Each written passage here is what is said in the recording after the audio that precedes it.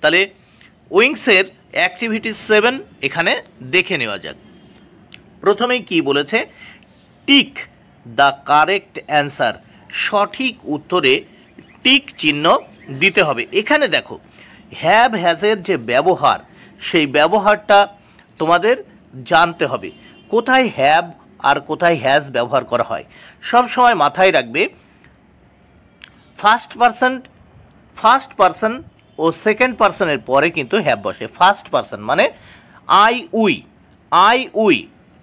We এর পরে কি বসে, হ্যাভ বসে, এবং সেকেন্ড পারসন ইউ এর পরে হ্যাভ বসে এবং ইউ এর পরে হ্যাভ বসে। তাহলে আই উই আর ইউ এর পরে হ্যাভ বসে ফার্স্ট পারসন আর সেকেন্ড পারসনের ক্ষেত্রে। এবং থার্ড পারসন প্লুরাল নাম্বারে, সমস্ত থার্ড পারসন প্লুরাল নাম্বারের পরে কিন্তু কি বসে, হ্যাভ বসে, মানে বহু বচনের ক্ষেত্রে। কিন্তু থার্ড পারসন সিঙ্গুলারের ক্ষেত্রে আর সিঙ্গুলার যে সমস্ত নেমিং ওয়ার্ডগুলো রয়েছে তারপরে কিন্তু হ্যাজ বসে।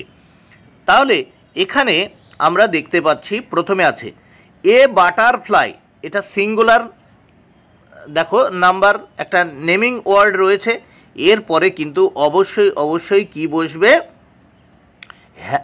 দেখো হ্যাজ। তাহলে বাটারফ্লাই হ্যাজ কালারফুল উইংস, প্রজাপতির রয়েছে রং বেরঙের ডানা। প্যারটস, দেখো এই প্যারটস কিন্তু দেখো সিঙ্গুলার নাম্বার নেই, এটা কিন্তু প্লুরাল নাম্বার। তাহলে থার্ড পারসন যদি প্লুরাল নাম্বার থাকে সেক্ষেত্রে আমরা জানি যে হ্যাভ বসে। আবারও বলছি যে ফার্স্ট পারসন এবং second person, first person I we এবং সেকেন্ড পারসন ইউ, এর পরে কিন্তু অবশ্যই হ্যাভ বসে। আর থার্ড পারসন প্লুরাল নাম্বারের ক্ষেত্রে মানে বহু বচনের ক্ষেত্রে কি বসে, অবশ্যই হ্যাভ বসবে। আর থার্ড পারসন সিঙ্গুলার নাম্বারের ক্ষেত্রে হ্যাজ বসে। সেক্ষেত্রে parrots third person plural number রয়েছে, তাই এখানে অবশ্যই parrots have. Feathers, green feathers, টিয়া পাখিদের আছে সবুজ পাখনা, সবুজ পালক। 3 Nonte has a cat, Nonte এটা কিন্তু আমরা থার্ড পারসন সিঙ্গুলার নাম্বার দেখতে পাচ্ছি, তাই এরপরে কি বসবে, has. Nonte has a cat. 4 I have a doll, পাশে you have a bat. 6 they have many flowers, তার আছে অনেকগুলো ফুল। নেক্সট আমরা দেখে নেব অ্যাক্টিভিটি 8 তোমরা দেখে নাও। এখানে কি বলেছে, fill in the blanks with am is are, 3 are done for you. দেখো এই নিচের শূন্যস্থানগুলি পূরণ করতে হবে এম ইজ আর দিয়ে। 3টে তোমাদের জন্য করে দেওয়া রয়েছে। প্রথমে আমাদের মাথায় রাখতে হবে, সব সময় মাথায় রাখতে হবে যে আয়ের পরে কিন্তু এম বসে, আয়ের পরে এম বসে, মাথায় রাখতে হবে। আর সেকেন্ড পারসন ইউ এর পরে সব সময় কিন্তু আর হয়, এবং ফার্স্ট পারসনে উই এর পরে আর বসে, ও এর পরে আর বসে, এবং সেকেন্ড পারসন ইউ এর পরে কিন্তু আর বসে, তবে আয়ের পরে কিন্তু এম বসে। এবং আমরা জানি যে থার্ড পারসন সিঙ্গুলার নাম্বারের পরে বা নামের পরে, মানে যেগুলো নেমিং ওয়ার্ড আছে, নেমিং ওয়ার্ডগুলো যদি সিঙ্গুলার নাম্বার হয়, সিঙ্গুলার নাম্বার নেমিং ওয়ার্ড যেমন বিভিন্ন ধরনের নাম, সেই নামের পরে অবশ্যই কিন্তু ইজ বসে, সেগুলি যদি সিঙ্গুলার নাম্বার হয়। কিন্তু থার্ড পারসন প্লুরাল নাম্বারের পরে সবসময় মাথায় রাখতে হবে থার্ড পারসন প্লুরাল নাম্বারের পরে আর বসে। তাহলে এখানে 3টে করে দেওয়া রয়েছে, আমরা জানি হি শি এরপরে ইজ বসে, তাহলে হি ইজ এ বয়। তারপর 2 আই অ্যাম এ গার্ল, সে একটি ছেলে, আমি একটি মেয়ে। 3 ইউ আর এ ডক্টর, দেখো ইউ এর পরে আর বসে, সবসময় মাথায় রাখতে হবে আয়ের পরে এম বসে, মানে প্রেজেন্ট টেন্সের ক্ষেত্রে। আবারও বলছি যে প্রেজেন্ট টেন্সের ক্ষেত্রে আয়ের পরে এম, ইউ আর উই এরপরে আর বসে, এবং থার্ড পারসন সিঙ্গুলার নাম্বারের ক্ষেত্রে ইজ বসে, এবং থার্ড পারসন প্লুরাল নাম্বারের ক্ষেত্রে কিন্তু প্রেজেন্ট টেন্সে আবার বলছি আর বসে। তাহলে 4 দাগে দিস ইজ এ বুক, এটি একটি বই। তারপর 4 উই আর প্লেয়িং, তাহলে শূন্যস্থানে আর, আমরা খেলা করছি। 6 শি ইজ এ লেডি, সে একটি মহিলা, তাহলে ইজ, শির পরে ইজ। দে আর স্টুডেন্টস, তারা ছাত্রছাত্রী, তাহলে আর, দের পরে কি বসছে আর। দিজ আর ফ্লাওয়ার্স, ভালো করে, এইগুলি হলো ফুল। 9 দ্যাট ইজ এ টেবিল, ওটি একটি টেবিল। 10 দোজ আর স্টার্স, ওইগুলি তারা, তাহলে দোজ এরপরে কি বসছে are. Trees are our friends, গাছেরা আমাদের বন্ধু। 12 Sumi is a cricketer, Sumi একজন ক্রিকেটার বা ক্রিকেট খেলোয়াড়। তাহলে 5 নম্বর পৃষ্ঠার সমাধান হয়ে গেল। আমরা এবার দেখে নেব 6 নম্বর পেজ, পেজ নাম্বার 6। এখানে কি বলেছে দেখে নেওয়া যাক। প্রথমেই অ্যাক্টিভিটি 9 এর এ, অ্যাক্টিভিটি 9 এর এ আমরা ভালো করে আগে দেখে নেব। কি বলেছে, fill in the blanks with this oblique that one is done for you. দেখো দ্যাট, দিস এবং দ্যাট দিয়ে আমাদের শূন্য স্থানগুলো পূরণ করতে হবে। একটা করে দেয়া রয়েছে, দেখো একটা করে, এখানে one is done for you, একটা করে করে দেওয়া রয়েছে এবং বাকিগুলো তোমাদের করতে হবে। মাথায় রাখতে হবে যে কোনো কিছুকে নির্দেশ করার জন্য বা নির্দেশ করে বলার জন্য দিস আর দ্যাট ব্যবহার করা হয়।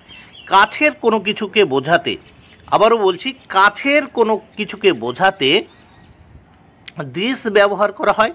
দূরের কোনো কিছুকে নির্দেশ করার জন্যে দ্যাট ব্যবহার করা হয়। আবারও বলছি, কাছের কোনো কিছুকে নির্দেশ করার জন্য দিস ব্যবহার করা হয় এবং দূরের কোনো কিছুকে নির্দেশ করার জন্য দ্যাট ব্যবহার করা হয়। প্রথমেই আছে 1 দিস ইজ এ গার্ল, এটি একটি মেয়ে। 2 দেখো দ্যাট ইজ এ গার্ল, ওইটি একটি মেয়ে। তারপর 3 দিস ইজ এ বার্ড, দেখো কাছের জিনিসকে বা কাছের পাখিকে বোঝাতে দিস ইজ এ বার্ড, এটি একটি পাখি। এবং দূরে বোঝাতে দেখো দ্যাট ইজ এ বার্ড, ওইটি মানে দূরে যেটি রয়েছে ওইটি একটি পাখি। পাশে দিস ইজ এ ডগ, এটি একটি কুকুর, আর দ্যাট ইজ এ ডগ, ওইটি একটি কুকুর। তাহলে দিস আর দ্যাটের ব্যবহার তোমরা জানলে। নেক্সট আমরা দেখে নেব নিচে কি বলেছে, ভালো করে দেখে নেওয়া যাক। Activity 9B, look at the picture, ছবিটি বা ছবিগুলো ভালো করে দেখো, ছবি ভালো করে দেখো টু মেক সেন্টেন্স, এবং সেন্টেন্সগুলো তৈরি করো। দেখো ছবিগুলো দেখো আর সেন্টেন্স, সেই ছবি দেখে বাক্য তৈরি করো। Two are done for you, দুটো তোমাদের জন্য করে দেয়া রয়েছে, তাই অবশ্যই এই দুটো দেখে নাও। দুটো তোমাদের জন্য করে দেয়া রয়েছে, অবশ্যই দেখে নাও।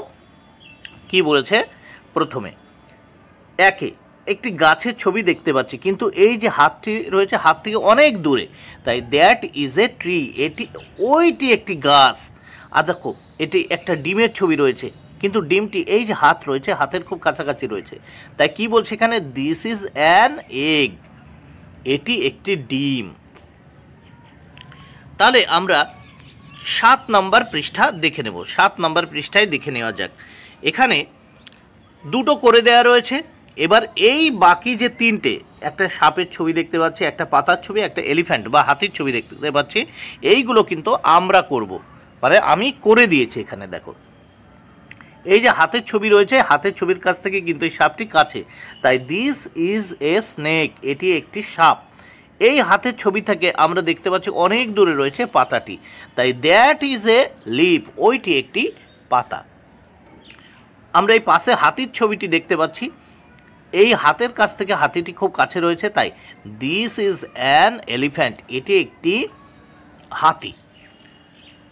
এইবার আমরা 9C দেখে নেব। 9C তে কী বলেছে দেখে নেওয়া যাক। অ্যাক্টিভিটি 9C দেখে নেওয়া যাক।